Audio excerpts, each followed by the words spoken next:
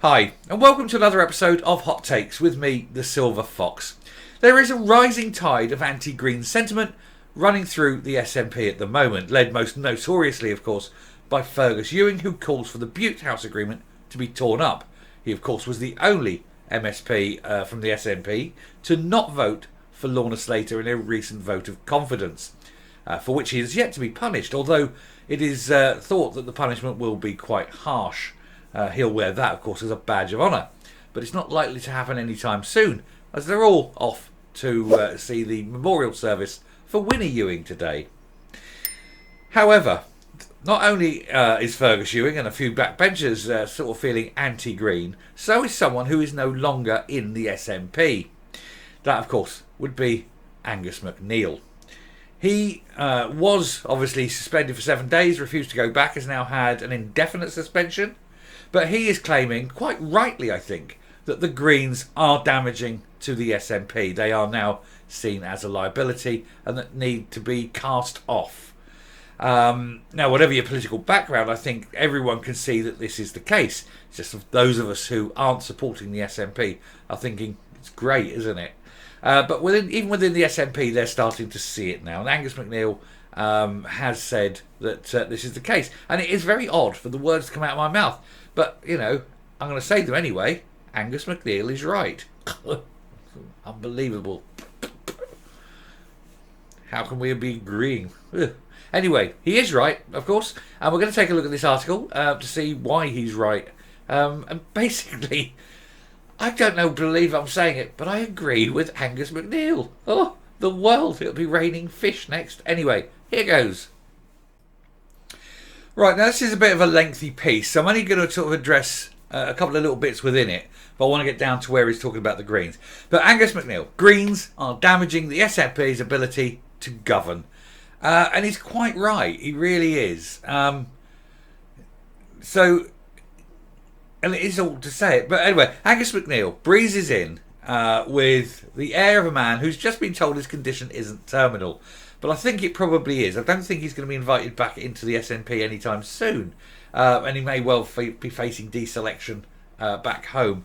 But a few hours prior to his meeting, he'd effectively suspended himself from the SNP's Westminster group of MPs, following a very public and poisonous embroilment with Brendan O'Hara, his chief whip, who's a real bully boy. He chooses his words carefully when describing Mr. O'Hara, whom the others have described as poor man's Malcolm Tucker, but without the charisma.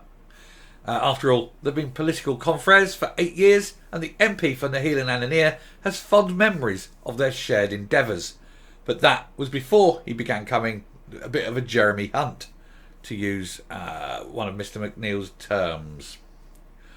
And this is what's happened. So he's there. He's had this big push and fight with O'Hara, been thrown out of the party, and now he's sitting on the sidelines and he's chipping in. Now, a lot of this, of course, is how can we put this? It's resentment. It's little bitchy resentments and things like that.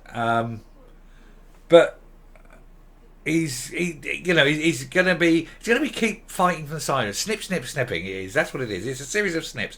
Now there's an awful lot here that he's going through, which is virtually, you don't really want to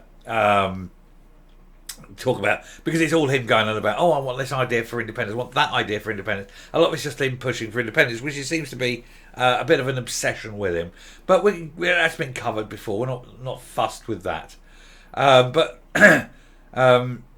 we need to address this bit, which is where he's really sort of going into his anti-green bit, which is where I want to be. So Angus MacNeil is one of several party figures who've urged Humza Yousaf to leave the Sturgeon model of the government behind and to leave Sturgeon behind. The First Minister is also coming under increasing pressure to leave the Scottish Greens behind with her. Their presence in government has resulted in a string of very costly political catastrophes. Yeah, I mean, it has been fail after fail after fail, and everything they're failing on is green. He says, we seriously need to consider ditching them. The first Alex Salmond administration between 2007 and 2011 achieved a great deal as a minority government. It required acute and political acumen, keeping lines of communication open with other parties and respecting your opponents. The Greens, he says, have become very weighty baggage, who are damaging the government's reputation and our ability to do competent business. I've suggested this to Humza in group meetings. His response has been that Holyrood is a lot more manageable than in the last Parliament. So basically, Humza Yousaf, the spineless jellyfish, is too scared to throw the Greens overboard or to deal with them like a leader would. And the correct procedure now is to say, look, we've given you everything we're going to give you. You've had enough. It's our turn. You'll vote our way. We've had enough. We're dealing with it. We've got to get our policies through.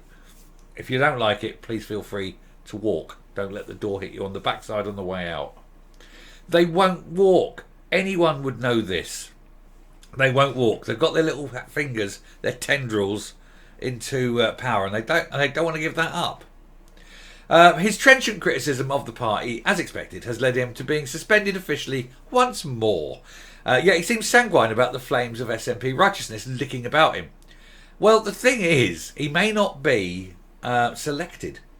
There's rumours that the selection committee, is having words against him, and the old sort of the whispering campaign, and the little worm tongues are going in, and they're going to try and deselect him, which is fair enough. He's the one who went off in a huff. Who knows? Anyway, it's so they're all being funny and getting against him anyway. But that's nothing, though, in comparison with the orchestrated onslaught endured by Kate Forbes during the party leadership election. She was targeted by people who for the rest of the year say how much they treasure diversity of freedom and consciousness, and yet wouldn't let her speak because she's not following the party mantra. All she did was explain the position of her church and her religion, and yet Humza Yousaf has never been asked on that. Let's ask Humza Yousaf about his religion. But you can't ask him because that would be racist. But you can ask Kate about hers. Isn't that sexist? I don't know. Pick an ist. Pick a phobia.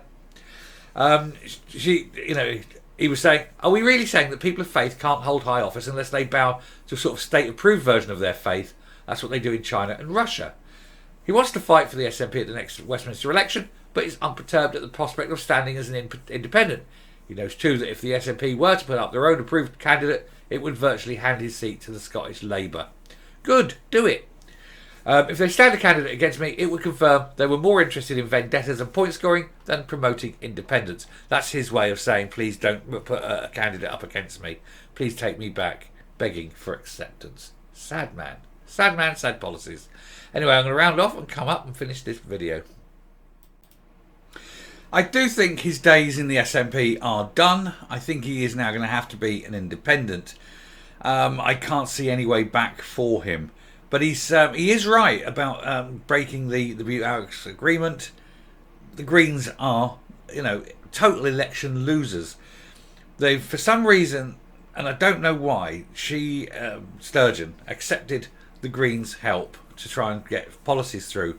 She should have said to her, made it clear, look, pick your 3 policies, we'll fight you for them, we'll give you them, whether they go through or not is another matter, but we will allow you those 3 policies. And then say, right, and go for it. And force that. And then once those 3 policies are done, at the same time, you do one, and then you do 2 of yours, then you do 1 of those, then you do 2 of yours, and so forth.